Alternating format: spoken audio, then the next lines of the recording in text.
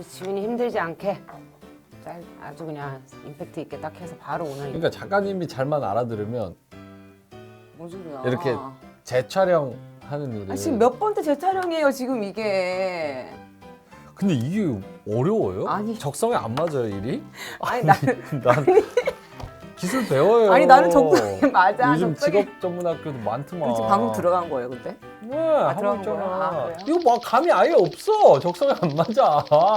어제 저희가 한참 촬영을 했습니다. 한 4, 50분 촬영을 했는데 싹 다 날라갔어요. 예. 오늘 영화 보는 남자에서 국가부도의 날을 할 건데 이거에 대한 배경을 내가 설명하려다 보니까 내가 욕심을 부렸어. 그것도 사과해야 되겠다 우선. 죄송합니다. 지난주에 분명히 스포츠 영화 하신다고 그랬는데. 아, 머니볼. 네. 그것도 죄송합니다. 머니볼을 하려고 그랬는데 지금 상황이 상황인지라 여러 가지 지금 경제 상황 돌아가는 걸 보면 이게 저도 연락을 많이 받아요. IMF 재현되는 거 아니냐, 주가 더 떨어지냐, 우리나라 망하냐 이런 얘기를 많이 들어서 아 사람들이 이게 되게 불안하구나. 그래서 요 국가부도의 날을 보면서 오늘은 이 영화를 비교하면서 그때 상황이랑 지금 상황이랑 좀 비교를 해서 위험도를 좀 알려드리도록 하겠습니다. 자, 국가부도의 날. 일단은 영화 자체는 사실은 어제 말했다시피 다큐멘터리라고 볼 수 있고 우리나라가 IMF를 맞는 상황에서 왜 IMF를 맞았냐 그리고 고위 관료들은 도대체 뭐 했냐 이런 기만적인 태도를 보이는 우리 정부 관계자들 네. 거기서 약간 피해보는 우리 선량한 시민들 이런 얘기를 좀 다루고 있는 그런 영화입니다. 그럼 본격적으로 IMF 상황 어제는 내가 이거를 시간을 너무 많이 써가지고 짧게만 네. IMF 때 그때 우리나라가 경제 위기를 한 번도 맞아보지 않은 상황이었고 기업들이 문어발식으로 막 이곳저곳 뭐 자동차도 하고 화학도 하고 조선도 하고 이러면서 쫙 뻗쳐서 부채가 엄청 많았어. 근데 자기 자본은 없었어. 자기 돈은 없었어. 네. 근데 이제 경제가 글로벌적으로 꼬꾸라지기 시작하니까 물건이 안 팔리기 시작하고 기업들이 빚을 못 갚으니까 도산하기 시작한 겁니다. 근데 우리나라는 달러 자체가 없었어요. 네. 외환 보유고가 아예 다운이었습니다. 그래서 결국은 달러가 없어서 빚을 못 갚아서 부도가 났다. 그래서 달러가 왜 없었죠? 대비를 못 한 거죠. 달러를 많이 쌓아놨어야 되는데. 계속 쓰느라고 확장시키느라고. 그렇죠. 자, 그랬던 상황입니다. 자, 그때의 상황을 영화 클립으로 한번 보겠습니다. 자, 이때는 이제 위기를 직감했어. 20억 달러. 환율 방어에 안 할 수 없는 거고. 시연이 파악한 한국의 상황은 생각보다 꽤 심각했는데요. 대부분 해외 투자자들은 일제히 만기 연장을 거부하고 자신들의 투자금을 갚으라고 요구하고 있습니다. 실질적인 외환 보유고는 90억 달러 이내로 계산됩니다. 나라가 보유한 달러가 없다는 건 딱 한 가지를 의미했습니다. 국가 부도. 대한민국 국가 부도까지 남은 시간은 일주일입니다. 만기 연장을 거부했다. 만기 연장을 거부했다 무슨 뜻이에요? 빨리 갚아야 된다. 그렇죠. 맞아요. 원래는 이제 빚이 있으면 내가 다음 달에 갚아하고 500만 원 빌려줬어. 작가님한테. 그럼 작가님이 롤오버라고 있어요. 채권 시장은 롤오버. 빌려준 그 만기가 도래하면 이거를 다음으로 연장할 수 있는 그 옵션이 있어요. 근데 그거를 만약에 상대편에서 거부해. 그냥 갚아. 롤오버 안 해줄래. 이러면 갚아야 돼. 그렇게 지금 아까 나온 것처럼 만기 연장 거부가 되면은 갚아야 되는 거야. 근데 돈이 없어. 왜냐? 문어발식으로 쫙 확장을 했기 때문이죠. 그때의 그 비율을 보여주는 요게 있습니다. 이게 지금 시티은행 부행장이 얘기한 거야. 기아, 진로, 한보, 대우 등 천문학적 부채에 의해 세워진 재벌 기업이 문제의 시작점이었다. 재벌 기업들의 부채 비율이 500%로 웃돌았다. 상상하기 힘든 수치였다. 부채 상환, 아까 얘기한 롤오버 못하니까 부채 상환 불능 상태에 이르면서 11월이면 은행의 채무 불이행, 디폴트에 빠질 위기였다. 부채 비율 500%잖아요. 지금은 우리 글로벌 기업들의 부채 비율이 한 110%? 107% 요 정도 돼요. 건실하다고 할 수 있어. 건실하다고 할 수 있죠. 근데 500%는 사실상 지금 기준으로 보면 미친 거죠. 저거는 그 경제 용어 중에 좀비 기업이라는 게 있어. 좀비 기업. 좀비 기업이 뭐냐? 빚 낸 돈에 이자도 못 갚는 그런 기업들을 좀비 기업이라 그래요. 중거나 똑같다. 그렇죠. 내가 번 돈으로 이자 갚기도 어려워. 원금은커녕. 그러면 산 것도 아니고 죽은 것도 아니잖아. 그래서 좀비 기업이라고 그러거든. 근데 500%면은 대부분은 그 정도 좀비 기업 수준인데 그게 기아, 진로, 한보, 대우 이런 기업이었다. 아까 얘기했듯이 미리 대비할 수 있었지 않았냐 그렇게 얘기를 했잖아. 근데 우리 IMF가 우리나라만 맞은 건 줄 아는데 뭐 어제 설명했다시피 사실 해외에서는 요거를 아시아 파이낸셜 크라이시스, 아시아 금융 위기라고 불러요. 94년부터 미국이 자기의 달러를 좀 올려야 되는 상황이었어. 그래서 금리 인상을 합니다. 그때 네. 급격하게 금리 인상을 해요. 1년에 300bp를 올려, 3%. 근데 그게 역대급이거든. 그치, 지금도 보면 한 2%도 많다고 거 아니었어? 지금은 375bp, 그때보다 더 많아. 그래요? 그렇죠. 그러니까 지금은 사실상 더 위험한 거지. 그럼 우리나라는 그래도 좀 버텼어. 근데 못 버틴 게 태국. 태국. 태국이 우리나라랑 똑같은 경제 구조였는데 수출하고 막 그런 구조였어. 태국 옛날엔 잘 살았어요. 예. 그랬는데 태국이 먼저 무너지면서 우리나라가 태국한테 또 돈을 빌려줬었네. 근데 태국이 아예 그냥 못 갚겠다 선언해버리는 거야. 태국이 이제 무너지고 우리나라가 태국한테 그리고 다른 동남아한테 빌려줬던 돈이 없어지기 시작합니다. 사실은 좀 예측할 수 있었거든. 왜냐면 IMF 터진 게 97년 12월이야. 그리고 미국이 금리 인상을 처음 한 게 94년입니다. 그럼 3년 이상의 시간이 있었어요. 근데도 우리나라는 대비를 하지 못했다. 왜냐? 그 전엔 우리나라가 경제 위기를 맞아본 적이 없기 때문이지. 그리고 고위 관료들이 나중에 막 저러다가 밑에 말단 직원이 팀장이 보고서 내니까 아 그때서야 일주일 남아서 막 이렇게 했다는. 그래서 지금은 뭐가 다르냐. 저 때는 달러가 없었잖아. 네. 지금은 좀 다릅니다. 저 때는 달러가 없어서 그랬다고 얘기를 했잖아요. 아까 90억 달러가 남았다고 맞습니다. 하셨죠? 네. 지금은 우리나라 외환 보유액 우리가 저 때 트라우마가 생겨서 이제는 좀 달러를 쟁여놓기 시작했어요. 그래서 외환 보유고 2019년 기준으로 4,047억 달러, 세계 8위 수준이에요. 요게 세계 10위권 달러 보유액이라서 외환 보유액이라서 사실상 걱정할 거는 없어요. 지금은 저 때보다 부채 비율도 좀 낮고 그리고 달러도 많기 때문에 아니 근데 지금 되게 심각하다 하잖아. 그럼 왜 그런 거지? 경제 위기가 엄청 심각하다 하는데. 일단은 뭐 여러 가지 이유가 있지만 달러 같은 경우 다시 IMF 위기가 오지는 않을 것이다. 보세요. 지금 우리나라 외환 보유액이 8월 말 기준으로 4,364억 달러. 외환 위기 당시 97년에는 204억 달러 정도 있었어. 그리고 2009년에 글로벌 금융 위기 왔을 때는 2,000억 달러. 그때보다 거의 배 이상 많죠. 그래서 그렇게 걱정할 단계는 아니다. 경제부총리도 중국의 외환 보유고가 3조 7천억 달러. 3조 달러. 세계 1위. 근데 GDP 대비로는 18%다. 우리나라는 GDP 대비로는 25% 수준으로 훨씬 더 높기 때문에 달러로 인한 위기 가능성은 매우 매우 낮다라는 게 외부의 시각이다. 그래서 달러 뭐 이런 거는 걱정을 안 해도 된다. 그럼 이번에는 IMF까지는 안 가겠네요, 우리가. 그런 건까지는 안 가죠. 하지만 위험은 뭐냐? 아까 저기 봤을 때 기업들의 만기 연장이 도래하는데 못 갚는다 그랬잖아요. 그게 무슨 뜻이냐? 기업은 경제 구조는 기업과 기업으로 연결이 돼 있어. 그러니까 도미노 효과가 나는 거야. 서로 빌려주고 서로 그렇지. 갖고 한다는 거지. 꾸고 빌려주고 어음도 있고 뭐 여러 가지가 있어. 근데 그게 그 부채 비율이 높을수록 약한 고리가 생기는 거야. 그치. 한 군데가 넘어지면 다른 군데도 넘어질 확률이 높은 거야. 근데 그거를 설명하는 게 바로 이 부분입니다. 한편 계속해서 투자자들을 설득하던 정한. 대기업은 외국계 은행에서 빚을 담보로 해서 다시 빚을 냅니다. 어느 하나라도 삐끗하면 와리를 무너져 내리는 건 시간 문제입니다. 그리고 이게 대한민국이 장사를 해온 그런 개 같은 가정인 거고요. 이 부실의 폭탄이 올해는 터질 것이라는 판단을 내린 겁니다. 그동안 위태롭게 빚만 쌓아 올렸다는 사실에 투자자들은 술렁이는데요. 그저 다른 데서 나무 얘기도 못 들었는데. 저렇게 지금 연결고리가 쫙 있잖아. 저 한 고리가 끊어지면 끝나는 거야. 근데 그 믿음이 깨지는 시그널들이 지금 나오고 있어요. 그게 최근에 있었던 레고랜드 플러스 흥국생명. 그 레고랜드랑 흥국생명이 지금 뭐 모르시는 분들 간단히 얘기하면 그냥 믿음을 깬 거예요. 갚겠다는 그 믿음. 능력은 있는데 믿음을 깬 거야? 그렇죠. 그러니까 레고랜드 같은 경우는 레고랜드가 힘들어지니까 강원도가 보증을 쓴 거야. 원래 그렇게 계약을 했어. 그리고 강원도는 2천억 정도여서 갚을 수 있어. 근데도 김진태가 그냥 못 갚겠다. 선언을 한 거야. 왜냐?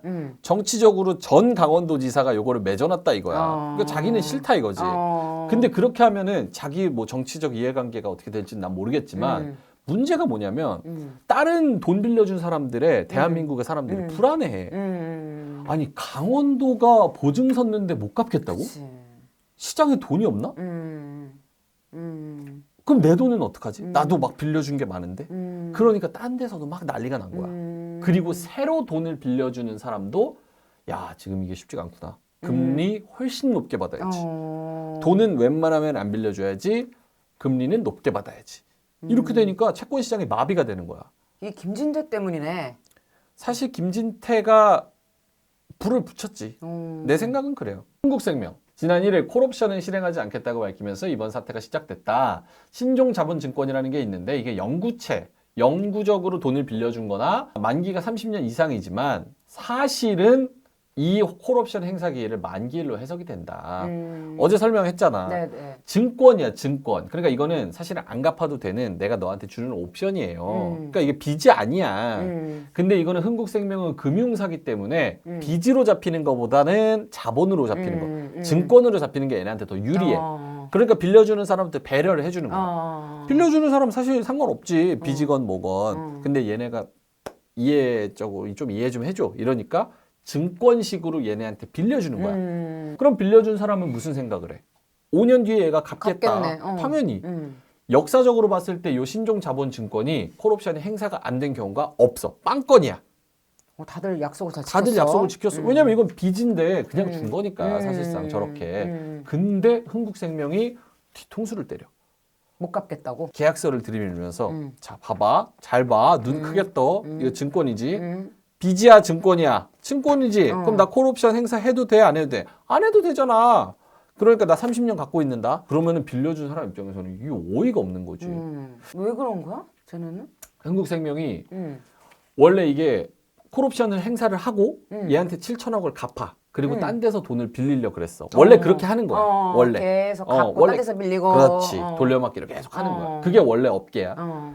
근데 7천억을 갚고 딴 데서 빌리려고 하니까 아무도 안 빌려주는 거야. 채권 시장이 지금 이미 벌써 얼어붙어서 10%에 빌리려고 해도 아무도 안 빌려줬다는 거야. 못 갚을까 봐.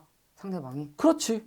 지금 경제가 워낙 침체고 위험도가 높으니까 10%에도 안 빌려준다는 거야. 근데 흥국생명은 사실상은 얘네한테 그냥 갚고 요 7천억을 조금은 냅둬도 돼. 나중에 좀 빌려도 돼. 왜냐면 얘네 흥국생명이 가지고 있는 자본이 2조가 넘거든.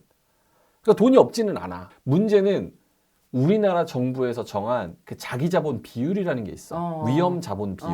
RBC라고. RBC. Risk Based Capital이라 그래요. 그러니까 위험에 의존한 자본을 몇 % 이상은 갖고 있어야 돼라는 규정이 있어. 근데 7천억을 갚아버리면 이 비율이 확 떨어지는 거야. 당장 필요하진 않아도 갖고 있어야 되는 거야. 그렇지. 법률상. 아하. 근데 그 법률이 좀 있으면 바뀌는데 얘네가 정부한테 가서 그래서 얘기를 했어. 부탁을 금융위한테. 했어? 아니 우리가 돈이 없는 것도 아니고 지금 10%에도 아무도 빌려준다는 사람이 없는데 그냥 우리가 얘네 콜옵션 행사할 테니까 좀 그거를 그 비율을 그 바뀌는 2달 만이라도 유예시켜 주거나 그럼 좀 안 되겠냐. 그렇게 했다고 암암리에 또 알려져. 잘했네. 근데 정부에서는 그냥 그러지 말고 니네 이거 콜옵션 행사하지 말고 그냥 뒤통수 쳐라 이렇게 한 거야. 왜? 승인을 해준 거야. 왜? 모르지. 그 정부에서 그냥 하는 일이 그런 거지. 그러니까 헛발질했다고 얘기가 나오는 거야. 비판이. 아니 이거 이런 일이 일어날 거라고 예상을 못했어. 이렇게 모든 사람들이 이거 가지고 불안해하고. 그러니까 비판이 나오는 거야. 그러니까 이게 지금 사람들이 하는 생각은 신용이 무너지지 않게 하는 게 핵심인데 레고랜드에서 지금 정부 관계자 김진태가 또 그렇게 헛발질하고 금융당국에서 흥국생명 이거 콜옵션 미실행 승인하고 헛발질하는 거지. 그러니까 지금 불안불안하다는 거야. 이렇게 신뢰를 계속 깨잖아. 그러니까 돈 빌리는 그 채권 금리가 엄청 올라갑니다. 레고랜드, 흥국생명, 여파 4대 지주 금융지주의 부도 위험이 껑충 뛰었다. 4대 금융지주 CDS 프리미엄. CDS 프리미엄은 신용 부도 스와프라는 보험 같은 거예요. 얘네가 부도 날지 안 날지. 보험에 들어놓은 거야? 그거에 그렇지. 관해서? 부도 나면은 부도 날 확률이 높아지면 요게 올라가. 아. 그러니까 부도 위험이 높아졌다는 거야. 그리고 CDS 프리미엄이 높잖아? 그러면 금리가 올라가서 더 많은 돈을 빌릴 때 더 많은 이자를 줘야 돼. 무능한 정부가 지금 이 사태를 만들어놨구나. 그럼. 그런 헛발질을 계속 하고 있는 그런 상황이지. 지금 이런 사태를 보니까 워낙 금리가 높은 상황에서도 저런 헛발질, 저런 균열이 계속 나오니까 아, 은행도 지금 쉽지는 않겠구나. 돈이 진짜 없고 채권 시장이 쉬운 상황은 아니구나. 이렇게 생각하는 그런 위험도가 올라가고 있다. 근데 이게 입소문이 무섭잖아. 찌라시처럼. 그러니까. 그치? 사람들이 사실이라는 게 믿는 게 더 중요하다고. 맞아. 어떻게 믿느냐가. 아니, 지금 와서 흥국생명이 이제 갚겠다, 콜옵션 실행하겠다, 뭐 이렇게 얘기를 했지만 이미 뭐. 이미 근데. 신뢰가 깨졌어. 봐봐, 프리미엄이 높다는 거, CDS 프리미엄이 높다는 게 해당 채권의 부도 위험이 커졌다는 뜻이다. 그러니까 아무리 갚는다고 해도 이미 벌써 사람들은 아, 못 갚겠네. 그치, 그렇게 생각을 하지. 그러면 이제 내가 새로 돈을 빌리려는 사람들도 피해를 보고 그치. 빌려주는 사람도 그치. 아, 나는 못 믿겠어. 그치. 금리 왕창 높여서 받아야지. 그치. 이렇게 해버린다는 거야. 그래서 기업들의 신용 경색 위기가 계속 오고 있는 그런 매우 처참한 상황이다. 제가 그때 IMF랑 더 위험하게 보는 거는 무엇이냐? 요 클립을 보면서 얘기를 해보겠습니다. 유아인이 딱 경제가 아작나고 투자자들을 데리고 가장 먼저 달려간 데를 보여주는 클립이에요. 부동산 붐이 일어나기 시작해요. 부동산 붐. 그래서 양극화가 심화가 되는데 부동산에서 서울과 비서울, 강남과 비강남 여기에 부동산 자산 격차가 엄청나게 벌어지게 됩니다. 그러면서 우리나라 사람들도 아, 부동산으로 엄청난 돈을 벌 수 있구나 라는 거를 느끼게 돼요. 근데 지금 IMF랑 비교를 해봤을 때 가장 내가 위험하다고 생각하는 것이 저 가계부채. 가계부채가 우리나라가 OECD 전체 국가 중에서 가장 높습니다. 어떻게 빚내서 집 사라고 했잖아요. 그렇게라도 사라고 해서 다 빚내서 샀지. 자, 3천조 폭탄 제조 중 2천조 주택담보대출만 있는 게 아니라 1,000조 전세자금 대출도 있다. 기준금리가 10년 만에 3%대에 진입하면서 빚 부담에 시달리는 취약가구 붕괴 우려 커진 가운데 빠진 숨은 부채가 1,000조 원에 육박한다. 전세자금 대출이 그것이다. 300조 원이 넘어갈 것으로, 자, 봐봐. 300조 원이 넘어갈 것으로 추정되는 영세 자영업자의 부채도 빠져 있다. 가계부채. 가계부채 2,000조에 전세자금 대출 1,000조에 자영업자 가계부채 300조 합치면 3,000조 원을 훌쩍 넘어버린다. 이렇게 되면 한국 GDP 대비 가계부채 비중은 153.9%, 주요 국가 43개 중에 1위를 차지하는 수치다. 근데 이게 진짜 위험한 게 보통 전세자금 대출을 받은 사람, 저 세 개를 다 갖고 있는 사람이 많아. 그렇죠. 자영업자들 대출을 기본적으로 받고 전세 저거 대출도 받고 다 갖고 있거든. 그래서 사실은 뭐 그때 강남 뭐 잠실 뭐 그리고 저쪽 강동구 용산 마포 집값이 미친 듯이 올랐잖아. 2년 전에. 2년 전이 뭐야? 그 전부터 훨씬 올랐지. 그때 미친 듯이 오르면서 대출 막 해주고 그치. 영끌에서 집 사는 사람들 특히나 이제 30, 40대 굉장히 많아지면서 그렇지. 지금 그 가계부채 폭탄이 째깍째깍. 기사들 보면요. 4억 영끌한 사람들 사실 대부분은 4억보다 더 영끌했을 거예요. 매달 322만 원 상환한다. 자, 5대 은행 주택담보대출 금리 추이. 지금 같은 경우는 9월 말 11월 말 사이 보니까 4.5에서 6.8입니다. 근데 이제 11월 말 기준으로는 7에서 8% 정도. 그리고 12월 말 8에서 9%, 상반기에는 9에서 10%. 이럴 가능성이 매우 높아요. 어떡해요? 왜냐면 미국 기준금리가 아직도 한참 더 올라야 돼. 12월에 또 올리고. 왜 올리는데? 왜 계속 올리는데? 물가가 안 잡혀, 미국에서. 그리고 기업들과 고용이 너무 탄탄해. 그래서 미국에서는 기준금리를 계속 올린다는 거야. 앞으로 적어도 1%포인트는 올릴 거야. 우리도 올려야 돼? 무조건. 왜냐하면 안 그러면 왜 그 자본이 아까 IMF 때도 그랬잖아. 미국이 금리 올리는데 우리가 안 따라가잖아. 그럼 외국 자본이 미국으로 다 가. 그러니까 우리는 안 올릴 수가 없어. 올려야 돼. 근데 올리면 시중은행 금리가 같이 올라가. 그래서 영끌족이 이렇게 되면은 4억에 금리 4%로 빌렸어. 그럼 월 상환액이 190만 원인데 9%가 되면 321만 원이 되는 거야. 그러면 이제 다 영끌족은 야, 이거 300만 원 못 내겠다. 그리고 제일 억울한 게 뭔지 알아? 9%고 나발이고 이게 집값이 계속 오르면 내지. 그렇지, 그나마 위안이 되지. 근데 나는 12억 주고 샀어. 근데 너도 나도 막 집을 던져 못 갚겠다고. 그럼 집값이 막 떨어지지. 떨어지잖아. 그럼 나는 12억 주고 지금 사서 320만 원씩 갚고 있는데 집은 9억이 됐어. 그럼 어떻게? 이거 언제 올릴지 누가 장담해? 그러니까 다 던지는 거야. 그러면 다 던지는 투매가 나오면 집값은 더 떨어지지. 그래서 요런 부담이 상당히 이게 진짜 보통 일이 아니야. 지금. 근데 더 무서운 건 뭔 줄 알아? 어느 정도 수준 금리까지 가면 가게들이 버틸 수 있냐? 정부 사람들, 교수들, 모든 사람들한테, 경제 전문가들한테 다 물어봤어. 이 리포트가 없대. 어디가 한계 금리인지 분석한 리포트가 없대. 분석할 수가 없다는 얘기야? 그 말은? 할 수가 없는 건지 어쨌든 뭐 안 한 건지 그런 정보가 없대. 그러니까 어디까지 올리면 이게 터지는지 우리는 모른다는 거야. 그럼 계속 올리겠네. 계속 올릴 수도 있고 안 올릴 수도 있고 언제 터질지 모른다는 거지. 그게 제일 무섭다는 거지. 그럼 이걸 잡고 있는 게 지금 이걸 잡고 있는 건 미국이야? 미국이 금리만 낮춰주면 괜찮아지는 그렇지. 거야, 우리도? 미국이 금리를 낮춰줘야지. 근데 그럴 일 없지. 지금 전 세계가 다른 나라도 힘든 게 그럼 미국 때문인 거죠. 그렇지. 그럼 걔만 잘하면 되는 거잖아요. 미국이요? 예, 근데 미국이 근데 자기는 다른 나라 신경 쓰고 싶지 않대. 미국은 미국이래. 니네 죽던 말던 별로 상관없대. 큰일 났네. 지금 더 어려운 거는 어디까지가 위험도의 금리인지 어디까지 올리면 가계부채 폭탄이 터지는지 이거의 기준이 없어. 그렇지. 차라리 알면은 그래도 어떻게든 노력을 해보려고 할 그렇지. 텐데. 근데 그 기준이 없고 두 번째로는 미국의 그 고금리, 높은 금리가 길게 유지하겠대. 미국이. 고금리를 길게 유지하겠대. 그럼 우리 못 내려. 그러면은 요 300만 원씩 뭐 아까 하는 영끌족 있잖아. 이 사람들.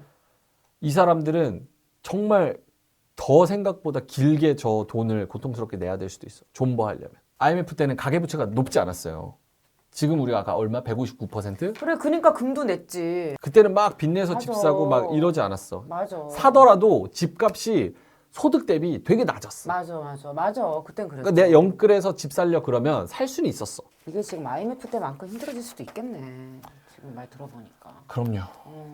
힘들 수도 있습니다. 국가 부도의 날. 물론 저 때처럼 뭐 요약을 하자면 저 때처럼 달러가 없어서 뭐 고생하지는 않겠지만 기업이 채권을 못 갚고 그리고 가계부채가 폭탄이 터질 수도 있다는 점. 그러면 신뢰만 회복하면 그래도 괜찮아요? 이딴 일 안 일어나고 레고랜드 이런 거 안 일어나고. 그럼요. 아직 그래도 희망은 있다고 봐야 되나? 왜냐하면 우리나라 기업들이 실질적으로 장사를 못하고 돈이 없는 게 아니거든. 저 때랑은 아예 달라. 저 때는 우리나라 기업이 절대적 경쟁력이 없었어. 근데 지금은 자동차, 반도체, 그렇지. 배터리 이게 우리나라 거 아니면 대체제가 잘 없어. 그러니까 장사를 계속할 수 있는 거지. 만약에 우리가 뭐 가발 팔고 껌 팔고 이러면 위험해지지. 근데 지금은 그런 상황은 아니니까 신뢰만 유지된다면 기업들이 잘 좀 위기를 이겨나갈 수 있는 체력은 네. 있다는 거.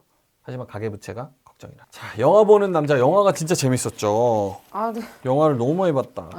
오늘 영화 보는 남자 한 거예요? 처음 보는 여자 한 거예요? 영화 보는 남자. 아, 그래요? 영화 봤죠. 영화 안 봤어요 지금? 아니, 영화 그러긴 봤잖아. 했는데 클립 뭘 틀어- 하는지 자꾸 헷갈려가지고 저도. 딴 때 이거를 처음 보는 여자에 올려도 그냥 보실 것 같은데 처음 보는 여자구나 이렇게 보실 것 같아가지고.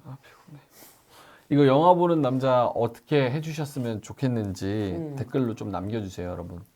영보남 요거 한 두세 번 더 하고 그만합니다. 나도 힘들어요. 영화 찾기가 힘들어가지고. 여러분 나는 이거 채널은 내 위주로 갑니다. 네. 여러분 위주가 아니에요. 내가 하고 싶어서 하는 거니까 내 맘이에요. 그러니까 여러분이 요거 어떻게 조금 더 해줬으면 좋겠는지 내가 듣고 타협할 수 있으면 내가 네. 타협해서 그걸 맞춰볼게요. 오케이. 고생하셨습니다.